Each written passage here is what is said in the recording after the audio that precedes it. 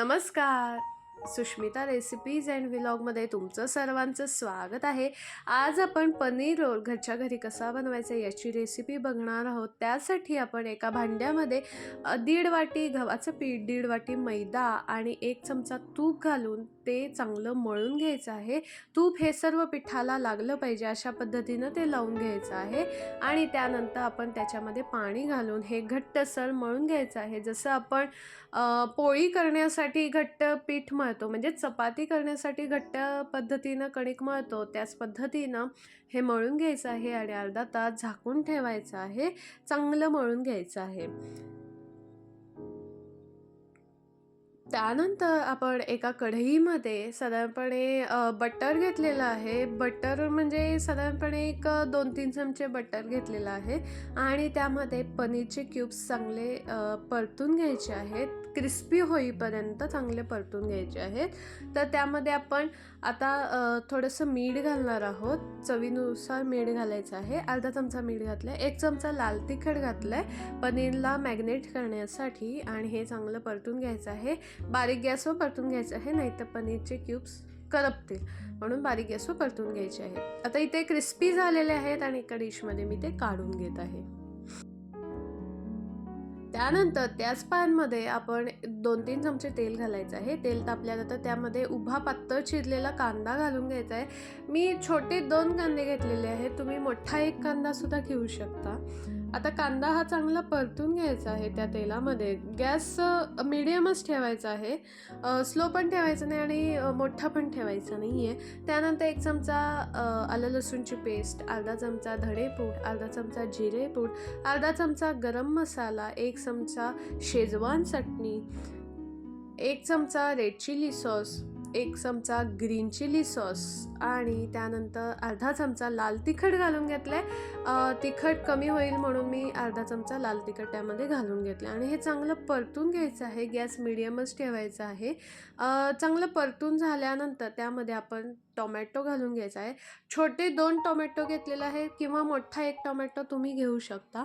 तर छोटे 2 टोमॅटो घेतलेले आहेत आणि हे चांगले परतून घ्यायचे आहेत. त्यानंतर टोमॅटो लवकर शिजण्यासाठी आपण त्याच्यामध्ये अर्धा चमचा मीठ घालून घ्यायचं आहे आणि आपण त्याच्यामध्ये पाणी घालून हे शिजवत ठेवायचं आहे. साधारणपणे 1-2 मिनिट शिजायला लागतील, तर शिजवत ठेवायचं आहे. 2 मिनिट झालेले आहेत. बघूया कांदा टोमॅटो शिजलेत का. तर कांदा टोमॅटो चांगले शिजलेले आहेत. त्यानंतर आपण त्याच्यामध्ये हे पनीरचे क्यूब जे आपण परतून घेतलेले होते, तळून घेतलेले होते बटरमध्ये, ते त्यामध्ये घालून घ्यायचे आहेत आणि तो सर्व मसाला पनीरला लावून घ्यायचा आहे. त्यानंतर परत आपण ते झाकून ठेवायचं आहे. आता झाकण उघडून बघूयात. भाजी चांगली परतून झालेली आहे. एका डिशमध्ये काढून ठेवूयात. आता एका साईडला आपण पोळी लाटून घेऊया. तर जी कणिक आपण मळून घेतलेली होती ती परत चांगली मळून घेतली.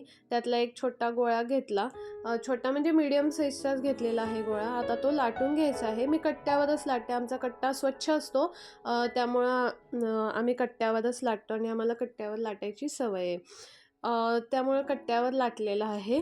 आता पोळी लाटून घेतल्यानंतर आपण जसं चपातीसाठी पोळी लाटतो त्याच पद्धतीनं पोळी लाटून घ्यायची. त्यावर तेल लावायचं आणि थोडंसं पीठ, गव्हाचं पीठ लावायचं. आपण जसा लच्छा पराठा लाटतो ना, त्याच पद्धतीनं ही पोळी लाटून घ्यायची आहे. लच्छा पराठ्यासाठी जशी आपण पोळी लाटतो त्याच पद्धतीनं ही पोळी लाटून घ्यायची आहे. पोळी जी आहे ही बनवून घ्यायची आहे.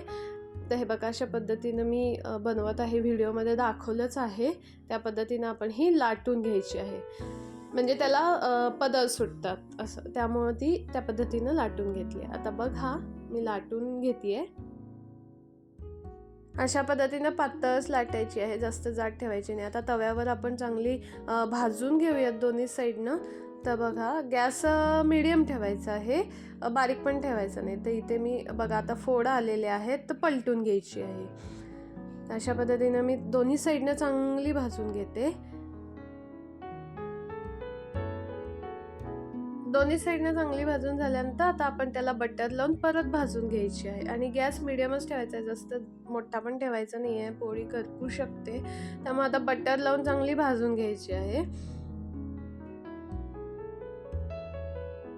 आता पोळी दोन्ही साईडनं चांगली भाजून झाल्यानंतर आता एका डिशमध्ये आपण काढून घ्यायची आहे. त्यानंतर त्यामध्ये साधारणपणे 1 चमचा टोमॅटो सॉस घालायचा आहे, 1 चमचा मेयोनीज सॉस घालायचा आहे आणि अर्धा चमचा पिझ्झा सॉस घालायचा आहे, अर्धा चमचा बटर घालायचा आहे.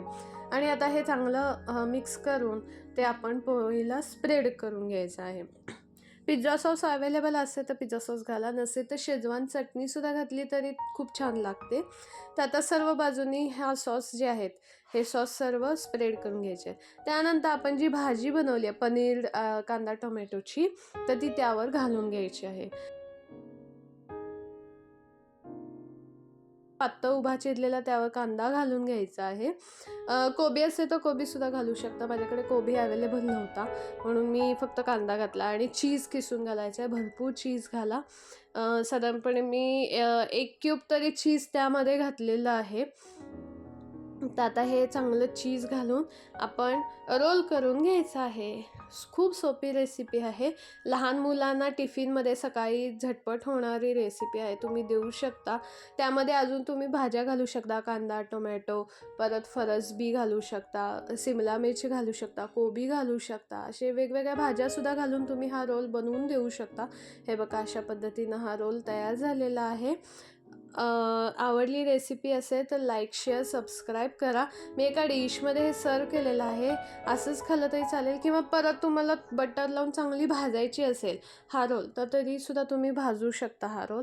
पण मी असंच ठेवलेला आहे, कारण मी पोळी जी भाजली होती ती खूप छान भाजली होती, क्रिस्पी भाजली होती. त्यामुळं मी काय परत बटर घालून तव्यावर भाजलेली नाही आहे. रेसिपी आवडली असेल तर नक्की लाईक शेअर सबस्क्राईब करा. सबस्क्राईब केलं तर शेजारी बेल आयकॉनवर क्लिक करा, म्हणजेच तुम्हाला माझ्या चॅनलवर नवीन अपलोड झालेल्या व्हिडिओचं नोटिफिकेशन येईल. मैद्याच्या ऐवजी गव्हाचं पीठसुद्धा वापरू शकता. वेगवेगळ्या भाज्या वापरून हा पदार्थ तुम्ही लहान मुलांना टिफिनमध्ये पाहुणे आले असेल तर स्नॅक्सला देऊ शकता. तर चला, भेटूया लवकरच नवीन रेसिपीसोबत. धन्यवाद.